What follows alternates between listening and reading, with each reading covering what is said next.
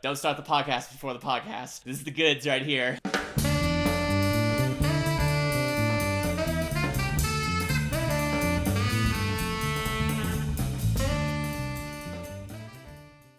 Welcome back, Jammers, to episode 6 of the FS Jam podcast. This week, we will be speaking to Brandon from Blitz.js.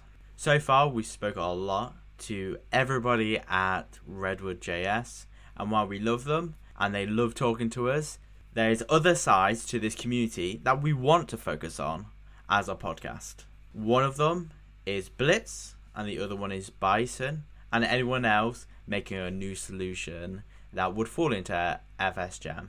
So let's get to it. Brandon, why don't we start by talking a bit about yourself, what's your Twitter username, how people can get in contact with you, and what Blitz is. Sure. So I'm Brandon. I am Flybear on the interwebs, so that's F-L-Y, and then my last name, which is B-A-Y-E-R, and that's because I'm a pilot, so Flybear on Twitter, GitHub, etc. And I'm the creator of Blitz, so excited to be here and talk about it. Super succinct and even has a good story for it. I like that. We're really excited to have you on. We have talked about Blitz frequently throughout the course of this podcast, and so it's great to have you here to talk to you about it instead of just about it. And it's been really cool for me. I actually first started learning Blitz back when I started learning Redwood, and I ended up realizing that to have the type of impact I wanted to have on one or the other, I kind of had to do one or the other, and so I ended up going more deeply into Redwood. But I've had an eye on what you've been doing this whole time, and I have a lot of respect for what you do in terms of how you think about community building, and you do talks like a madman like me, so I really love that. I think to start off here, we should say that we have lumped these three frameworks, Redwood, Bison, and Blitz, into the FS Jam category, but you've never really categorized Blitz as Fullstack Jamstack. You said it was a Fullstack React Framework, and I talked about this on our very first episode, that this was what I first got into, is this idea of how do we build a Fullstack React application. Yeah, I've never been a huge fan of Jamstack. I'm not necessarily against the ideas.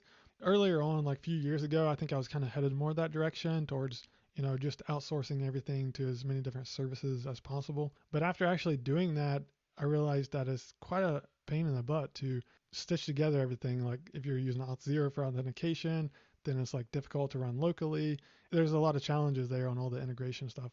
I really wanted something more like Rails. Ruby on Rails was how I got into web development. Before that, I was doing C and C++ and embedded Linux. And then I learned Ruby on Rails. So that was my introduction to web programming, and I loved it. But then eventually I tried to do more complex stuff in the UI in the website, and it was hard. And so I kind of started learning Ember, and I didn't really get anywhere with that. I started learning React, and then it was bam, it clicked in my head, or it was I think like React does. It's a very clear mental model. It matches how I think about stuff. I was on the React bandwagon for a while, and then using other various things for the server, like Ruby on Rails for the API, Hasura for the API. I kind of became increasingly frustrated with having to set up that separate backend and the front end and messing with the API. And I really wanted somehow, I wanted someone else to make a solution so that I would not have to worry about that and just go back to a simpler Ruby on Rails type developer experience. Just for people like me who have never really touched Ruby on Rails, how would you describe that experience as simply as possible without going too obviously deep? Well, I mean, the big thing, if you know about React and Jamstack and stuff and APIs, with Ruby on Rails, there's no API. Okay, so you can literally access your database from your UI template if you want to. Typically, you have a controller layer there that the controller talks to the database. And is that with Active Record that is happening? Yeah. There's Active Record and the controllers and then the view templates. But you could literally just, it's everything's server rendered. It's very simple to add a field somewhere. You add it in your database and you add it to your view. You don't have to add it to your API server and then to your client, to fetch it. It's much simpler. Do you think Ruby on Rails is the past and things like Blitz is the future, even though it borrows a lot of the same concepts? How spicy should I be? It's up to you. I don't think Ruby on Rails is dead. It's dead for me. but, but it's definitely not dead. There's still tons of people that love it, and there's new people learning it all the time. There are people productive with it, and that's more power to them. Stay there. But there is this kind of a middle ground between people who love React, and there's people that have been doing React apps for a while, and they're kind of starting, or they have been going back to Rails because they're like, this is just too complicated. I need something simpler. And then there's other people that are still in Rails, but they're like, oh, I really wish I could do more powerful stuff like with React. And Blitz is kind of that middle ground for people who want the Rails experience, but with React. Yeah, this really resonates. I feel like almost every person at this point who's been on the podcast has told a version of this story. Monarch and Tom, both of them were like, yeah, started on Rails. It was awesome.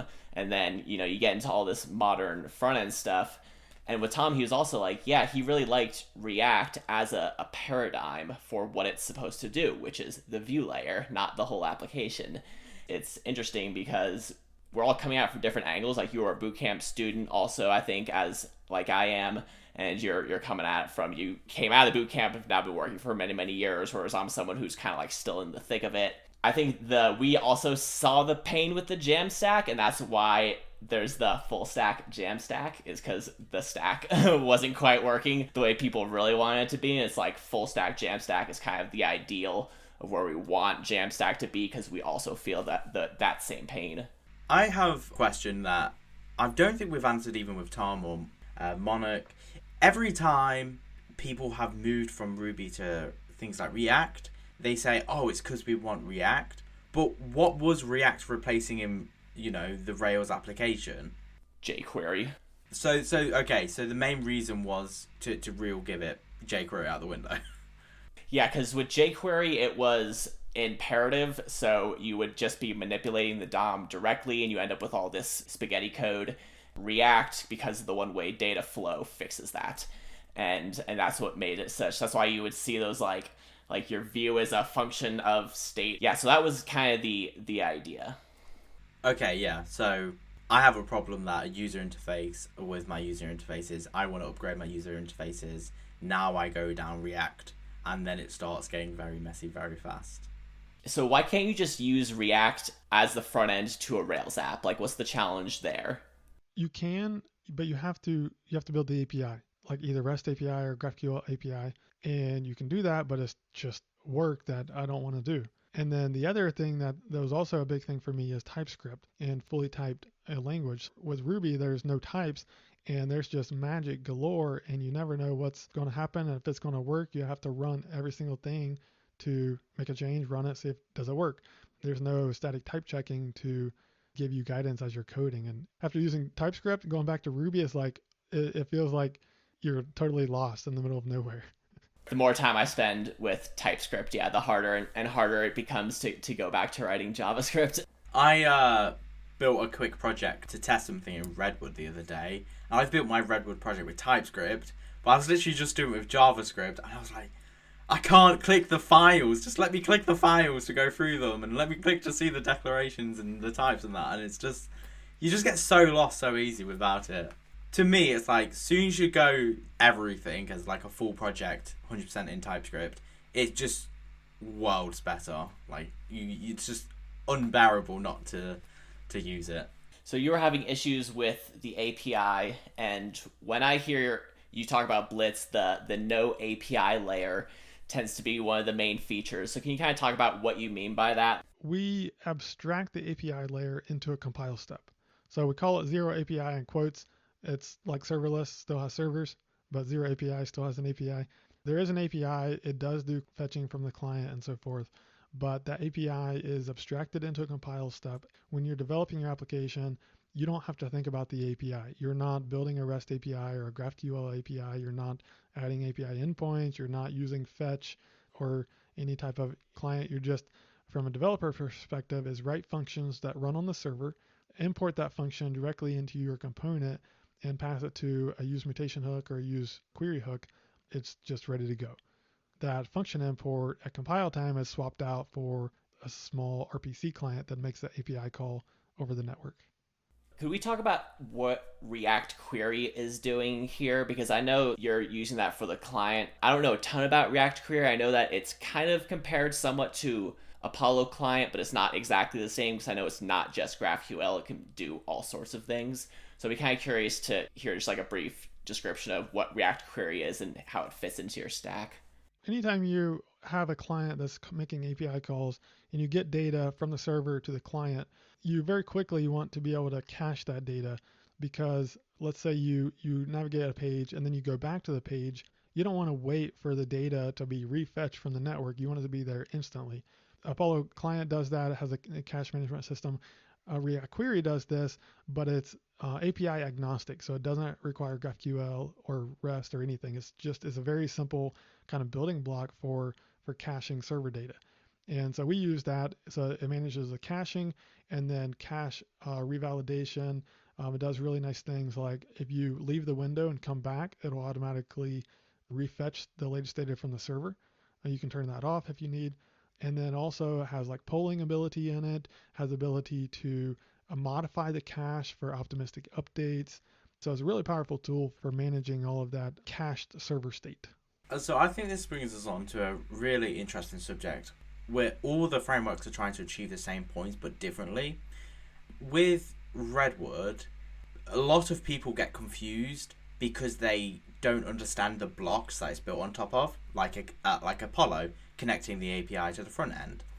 But would you say Blitz is more standalone, where you don't need to worry about React Query or how these things connect because the framework is abstracting it? Yeah, I think the answer is yes. We get very little questions about React Query or like how's that working. The Blitz magic is very minimal, which is one thing I really like about it.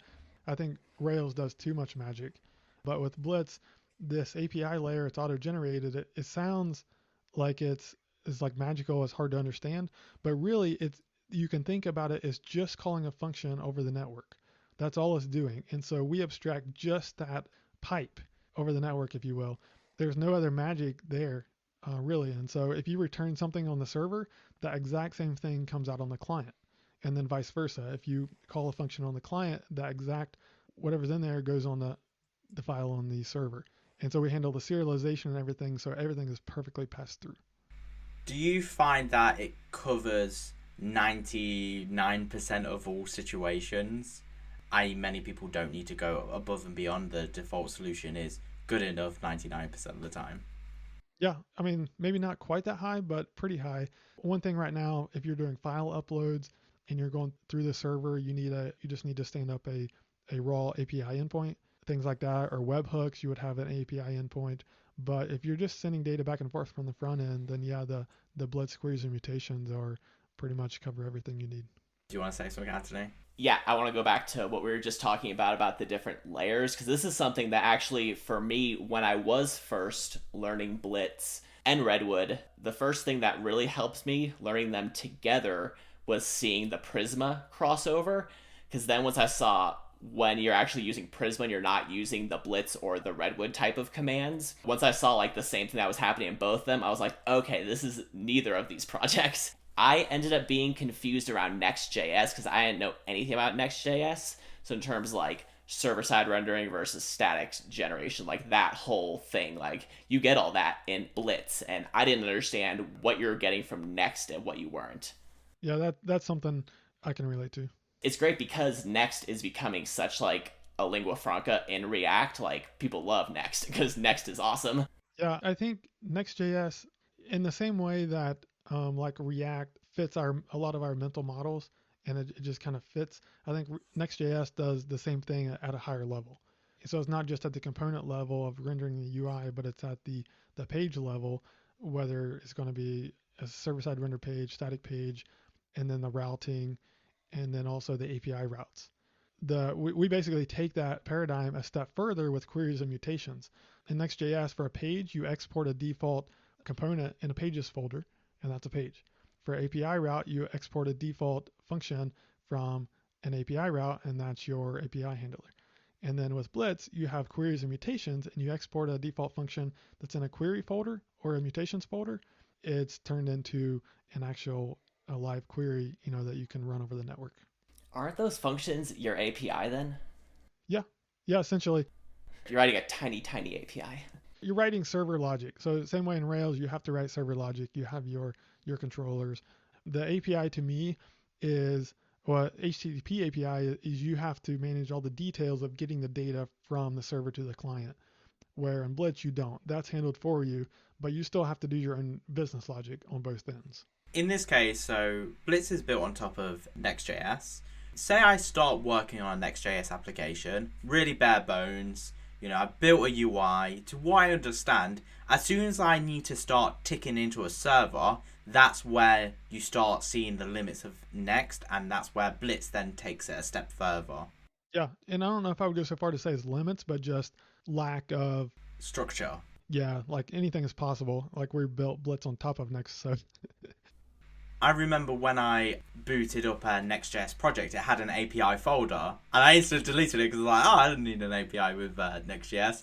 But I'm pretty sure it was literally a serverless API folder, isn't it?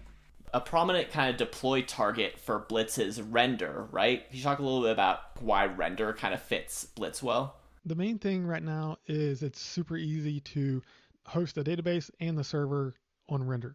So you have a single YAML file and you can define your database in there and your server and connect them together. It's super fast to deploy. My personal kind of preference for deployment is still Vercel for Blitz, and then hosting the database probably on DigitalOcean and use their connection pool. But it's more difficult because you have to have a connection pool to deploy Vercel. But then the benefit is that it's serverless and all your API endpoints and everything are serverless functions. And so it just scales automatically. You don't have to worry about it rebooting. You don't have to worry about all that sort of stuff. We're all about that in Redwood. That's the whole deal. One of the most interesting things that I guess you could explain, there's kind of two sides to Next.js as in a server layer. There's an API, and then there's the internal Next.js server, to what I understand, as that does the ISSG on a server. I'm not quite sure. Because I've built something with ISSG, but I've never really figured out how it worked. Next does have some of its own internal APIs that it generates and that it uses at the framework level. Right. Okay, yeah. Got you. As a user, you don't really need to know about it. Okay. So the ISSG, or what they call it these days, and the SSR and all that, that's Next.js's internal APIs. Combined with their integration with Vercel, I think is what really makes a lot of that possible. Yeah, I think so. I don't know, is this something that you probably know? If you took a Blitz application away from Vercel, put it on render, are you actually losing functionality? Because to what I understood about Next was a lot of the functionality came because you deployed it on Vercel. No, you actually don't lose any functionality. The Vercel team is very diligent about any features that they add. They make sure that it runs, the features work everywhere. So for example, their new image component, when you deploy to Vercel, it uses IMGIX, the ImageX service. But whenever you run Blitz start, they have code in there that uses some NPM library that does that for you without using a third-party service. But then you have a config option. You can opt into a third-party service and use IMGIX if you want. The only thing that you don't have is whether it's server or serverless. And it's interesting that you bring up DigitalOcean because I've actually hosted my Redwood app in server full. So I've hosted it on Ubuntu, PM2, behind Nginx. And I saw that you recommended people running Caddy as a proxy layer. Any reasons why? The Caddy thing was only for running the Prisma Studio in production. So Prisma Studio gives you this nice UI, and in development, you just run Prisma Studio and you can access your database.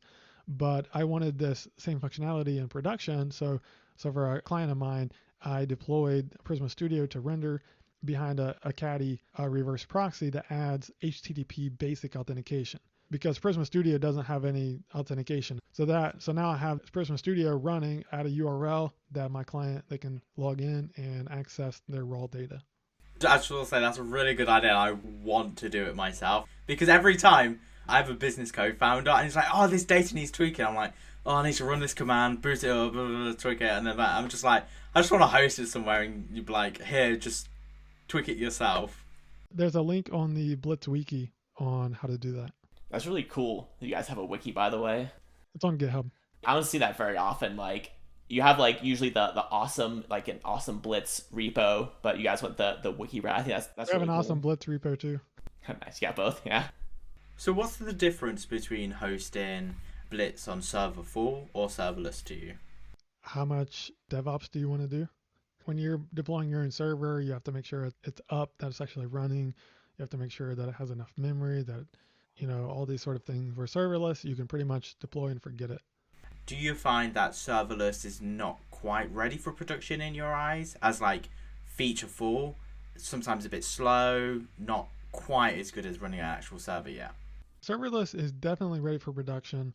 What is difficult currently is integrations and setting up things. For example, setting up the database. You have to go to a whole different service to set up a database. You have to add a connection pool, and there's a bunch of steps and a bunch of things that can go wrong. But once you get it set up and working, then it's pretty good. I would love to have Vercel, they call themselves this deployment platform or serverless for front end teams, something like that. We need a thing like Vercel, but for full stack apps that help you do the database side, serverless queuing, background processing, all of that. I think DigitalOcean is actually working on it. I don't know if it's serverless, but they have got this Git way of uploading your code and it just Yeah, works. so that's as in similar your... to render. But what I want is serverless. So that doing server is fairly easy with render, with Heroku, and now DigitalOcean. But we need that really easy experience with serverless. You would need Netlify to buy FaunaDB. It wouldn't have to be that far. It can just be at the integration level, but the Yeah. platform just makes it really easy. I joke because I mess around a lot with FaunaDB and these kinds of frameworks, and I agree with you. Getting the serverless dream is like, it's so enticing, but it's like you start trying to like bash these pieces together and you're like, oh my god. So let's go on to authentication. My first question, and it's probably really stupid to ask, if there's no API, how is it secure? How is it not going to be hacked if I don't control that? Well, there is an API. It's just you don't have to build it yourself. Whether you have an API or not, you still have to do authentication to make sure that the bad guys don't get your data. Yeah, and so authentication is done through third-party clients. What are your current client list? That's actually not correct. So by default, authentication is self-hosted. Self-hosted, okay. You provide a bunch of different versions. So you have authn and authz set up by default with sign in, log in, and log out. And then you can also do session management, and then you can also bring in stuff like Passport. So you're providing like a ton of different functionality in terms of like different ways to do authentication. Yeah, so let me try to break it down here real simple. So session management is how you track that the same person is making multiple requests to your database. And then how you authenticate them is a different thing. It's how do you verify that they are who they are, not just that they are the same person from request to request. So we have session management built into Blitz, and you can use that built-in session management with username and password, which we have by default. You can also use it with third-party login, like with Twitter or GitHub or social login. And we have a Passport.js adapter that makes it really easy to plug in any Passport strategy into our session management system and use that third party for authentication, but then you still use the internal session management, which is really great for the full stack nature. It's all nicely integrated. And then we'll probably add other adapters in the future. Yeah, I saw this thing called super tokens. I'd never heard of this before. This is like an open source JWT thing. Super Tokens is a company, I think it's one of the most secure authentication systems on the planet right now, probably, or at least widely available. The CTO of Super Tokens is Rishab Potter, and he is the brains behind our session management. So the Blitz session management is based off of Super Tokens. It doesn't use Super Tokens directly, but it takes their lessons and learnings and how they do that, and we bring that into Blitz. Right now, we only have opaque tokens that are stored into the database. So this is similar to how Ruby on Rails does authentication. You take a token, you stick it in the database. When a new request comes in, you look it up in the database to see if it's there and valid, and then if so, you're good to go. We're also going to add a more advanced session management that uses JWTs that will have short-lived access tokens plus long-lived refresh tokens for maximum security and performance. That's amazing to hear, because I find security is one of these things that a lot of people, they're doing things by themselves. They're very generalist. Security is one of them things where you're like, am I going to get hacked? So it's the more trust you can put in the framework, as the framework is, doing these things for you, the easier time you can spend on doing other things. The reason I say that is, for example, the way Redwood has gone, Redwood is putting that auth trust into other companies like Auth0, Magic, Superbase. But it seems you've gone the other way where you're saying trust the framework's being the key factor into this security. What do you think the benefits are? One of them that I can see straight off the top of my head is monetary. You're not paying the third-party company to obviously keep your users' data. Yeah, for sure. The other huge benefit is ability to run it locally, and everything like works. You don't have to have internet access to test it locally. You don't have to set up webhooks and ngrok and stuff like that. The other thing is that since we have our own full stack authentication system, everything works together really nice. Because whenever you're doing server-side rendering and APIs, there's a lot of different places that you need like cookies, and we can make that a better experience when it's all integrated.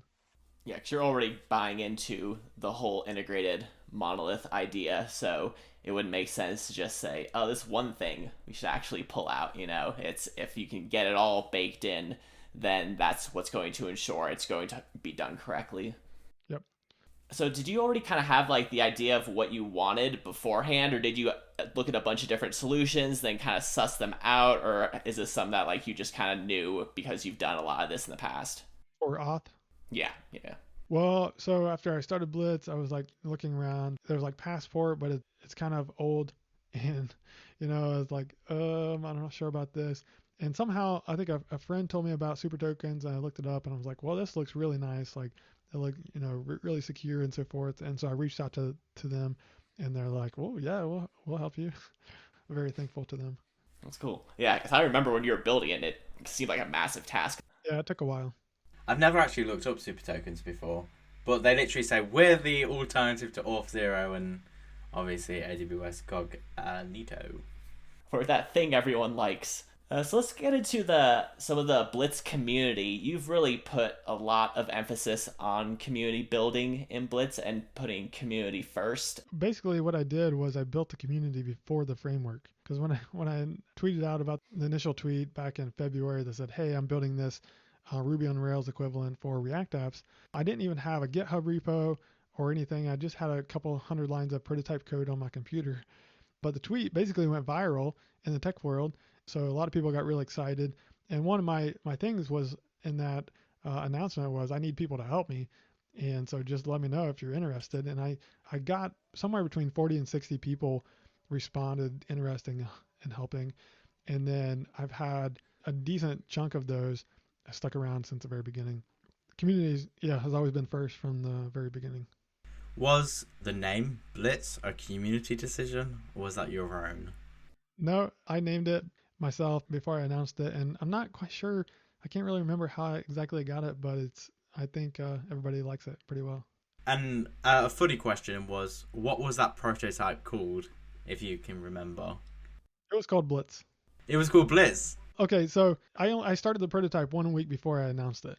It was a very quick process from when I decided, hey, I'm going to do this thing, because I was on a phone call with a friend, a Ruby on Rails developer, and we were going back and forth about the trade-offs between Ruby on Rails and then React apps and this whole API thing. And I was like, you know what? I think we can build this right now with Next.js and Prisma. It was like a week later whenever I announced that I was working on it. Every good framework needs a good origin story. And then my second question, why purple? I don't know. Like purple myself. To me, it signifies kind of royalty and splendor and majesty. And why orange, Chris? Why orange? I just love asking people why colours, because it literally is. I like that colour, and it wasn't Facebook or Twitter or Snapchat's colour, so who cares? That's why I went for the multicoloured logo on my startup. It's just got 5 colours in. It's like, we'll go with any of them colours. You had put out this Blitz job board. This is something that I haven't really seen a lot of other meta frameworks kind of this size, like really pushing for getting out and getting jobs in this type of stuff. So I think this is really great, and I'm kind of curious how you're thinking about this. Sure. It's been a few months ago now. I found a couple Blitz job postings like in the wild on Upwork or something, and my mind was blown. It's like, what? There's already people hiring Blitz developers? Like that's like a signal that like we've made some level of success. And then someone in the community was just like, hey, I'll build a job board, and so they build a job board, and so there we go. And then we also have a jobs channel in Slack. We're seeing just every so often we have a new Blitz job come up. It's pretty cool. And so what are the jobs for? Like what types of projects, what types of companies? Well, they're mostly building brand new apps from scratch using Blitz. So dashboard stuff. Yeah, I think so. Talking about jobs and that, when someone comes to Blitz, do you think they tend to be beginners in React and these kind of things, or more intermediate or more advanced? And what kind of jobs are looking for which range of developers as well? I think it's a pretty wide mix of people who come to Blitz. There are definitely people who it's their first time using React is with Blitz, which is cool. And then there's also people that are very experienced, and there's people coming from Ruby on Rails, people coming from Laravel. So it's a pretty wide mix. And the jobs specifically, I don't recall exactly what they was looking for. It was probably more mid-range, but I don't recall. I think it's amazing the people that their first time using things like React is with Blitz, that first time that they're then going to go, how is it like without Blitz? They're going to go, oh my gosh, I'm going back to Blitz. I'm using this forever. Yeah, my dream is that Blitz makes it easy for people to come in and learn full stack development, being able to build an entire thing and deploy their entire app from scratch, which is what got me excited back with Ruby on Rails in the beginning. Yeah, perfectly describes what got me into this as well. One of the big things that I wonder with Blitz, obviously Redwood makes it quite publicly that they have a GraphQL API and that you can use it for other clients. Does Blitz have any plans to go into other clients like React Native, and how will that be handled if you already have a thought? Definitely. The first step that we will do after 1.0 is generate client libraries. Oh, let me back up. So the auto-generated API today, you can use it directly from a mobile app. You just kind of have to add in your own API endpoints and stuff, and so it might be a little tricky to keep it in sync if you're making changes. But we can add a command that will generate a client library in any language that will make it easy to just call those API endpoints from another app. That's one step. Okay. In terms of a client, you mean client like Prisma 2, so a callable library. Yeah, maybe like Firebase has a client library, that you can run on the client. Similar. Just to give it perspective, because I know it's such a hot topic of why should you pick like Redwood over Blitz? And people go, well, I could need to add an app one day. You are thinking about that, and this is something you will go down. And with something like Redwood, you go, well, you'd use Apollo client to communicate. With Blitz, you're going to handle the communication between both the clients. Yeah, so the first step is just generating a client that you can, use, and we can do that in multiple languages. And then we can go a step farther with any JavaScript-based apps like React Native. We can, I'm pretty sure, I haven't prototyped it yet, but I'm pretty confident I can make it happen, to have the same zero API experience with the React Native app. So you have your Blitz app in the same repo, you have your React Native app, and then if you want to call a function like a query, you simply import that query into your React Native code, and then we have some way to compile time to swap that React Native code out with an API call. So this is a step beyond the manual client library that is like this separate thing you kind of have to think about and use. This really unifies it into one massive monolith where you don't have to think about any APIs anywhere, and you just import server code anywhere you want, and it just works. That's kind of blown my mind. If that can, I've worked on both React Native apps and React apps, and if that can be done, I'd be like, mind blown. I'm pretty sure, I'm confident it can be. Obviously, you've not tried it yet, but do you think you will be going with Expo as a base or a custom React Native base? That's a good question. Ideally, it would work with both. Yeah. If you don't know what Expo is, it is a client that sits on top of the React Native code. It gives really cool features out of the box, like quick reload, scan a QR code to instantly open the app, a lot of default modules, so like the standard date picker from iOS and Android, it will automatically include that, so you don't have to do it. But obviously, React Native is forever changing and changing a lot faster than React. So all the answers are still not there for everybody of how we're going to include it into FS Jam. And I think it's going to be really, really cool when we start seeing multi-client support, because that's when people will look at it again, I believe, as like, oh, it's no good if it can just do my website. Well, no, actually, it can do your website, your app, and anything else you're going to include. Yep. Curious, what we're talking about here, does this relate to the isomorphic domain layer, or is that a different idea? That's a different idea. Okay, cool. That's a very long post by Rudy Yardley, who's another member of the team. It's epic, like definitely put a lot of work into it, and it's a really fascinating idea. So that's a different, would that be a different way of solving a similar issue, or is this like totally has nothing to do with this at all? The idea with that is ability to have offline apps. Okay, so offline, there's like offline second, offline first. Anyway, many apps need at some point some type of offline functionality, and it's really difficult, right? Those type of things that are really difficult are the ideal candidates for a framework to do the hard work to solve, and then everybody can benefit. And so that's basically what we're doing with Blitz and the API layer. We're making that easy. And so it'd be amazing to be able to do that with offline and somehow, make that work. That's an even higher level, like harder thing. And so that could be, who knows, that could take a while. But yeah, that's an interesting post about some ideas on how that could happen. Do you remember when Create a React App had a service worker by default, and if you did something wrong, it would brick your client? Yep. Yeah, I remember that too. Yeah, I do remember that. Good times. Talk to us about some of your key members and what they're building with Blitz. I know Simon. So Simon Knott is a level 2 maintainer, and he built our custom serialization library called SuperJSON that we use so that dates are automatically serialized and deserialized and everything else in JavaScript. And then he's building a startup called Quirl that is background processing, async processing, and queues for Next.js and for Blitz. So how it works is his service manages the queues and things, and then it calls back to your app to actually handle the processing.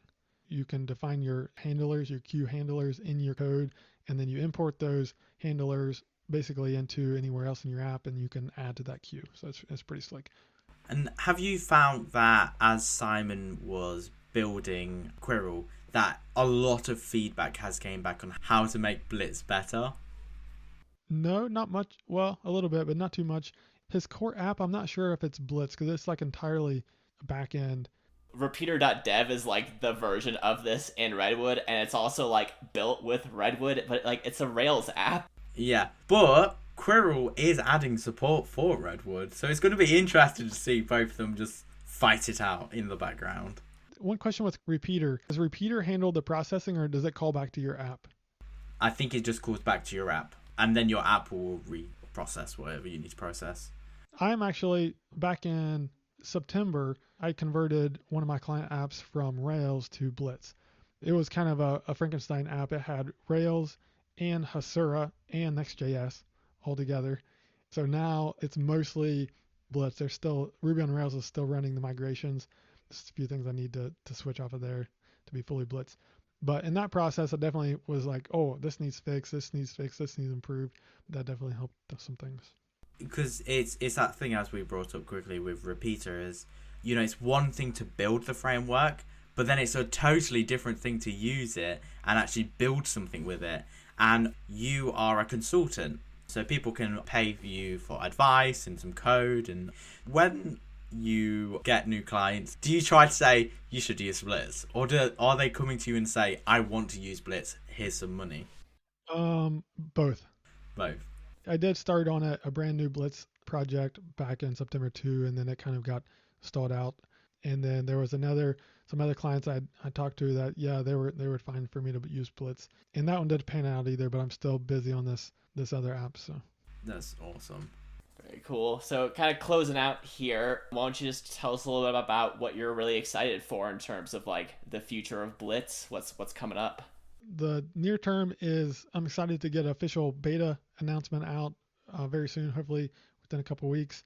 And then working towards 1.0, which is mainly fixing up all the bugs and kind of UX improvements and things, edge cases. So wrap that up in probably February, around there, maybe, hopefully have a 1.0 launch. So that'll be real exciting. Then I can focus more on these future things like the mobile app, React Native integration, and so forth. We've not brought it up, but I know you're keeping a real tight release strategy with, is it LTS support as well? Right now we aren't. You're not. But once we get to 1.0, I'm planning to institute some type of release schedule like Ember. It's a very predictable release cycle. How Ember does it, every new stable release is in beta for 6 weeks. And so it gives it a certain amount of time to work out any issues before it goes stable.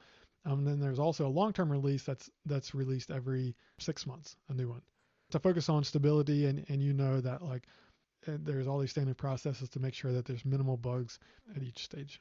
And the other thing that I think I remember you speaking about in your Prisma 2 day talk that we'll obviously link in the description was that you're trying to keep breaking changes to a minimum.